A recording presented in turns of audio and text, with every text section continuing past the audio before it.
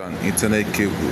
This can be used to connect between a router, this router you see here, and this piece you see here. So I'll show you how to do the steps. This is part of layer 1 of the OSI modeling.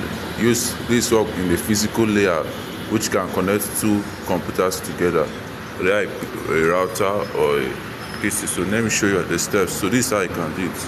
First, plug this part to the router at the back. So show you the steps. So you see this yellow port, just plug it in. I'll show you. So you see here, it has been plugged. So this is it. The next step is plug this part. This part is here to this other, to the laptop port. Let me show you how it's done. So you see it has been plugged. So you see this connection.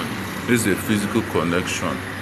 You can use it now to network can now be available to us to use. So go to your laptop connection part. You see this part has been connected. You see Airtel 4G smart box. Same with this router. You see here Airtel. So you see now it's connected. We can use the internet. So let's browse. I'll show you how to browse. So let's browse. Let me browse for something. You see. Web 79.org. So I browse it to see.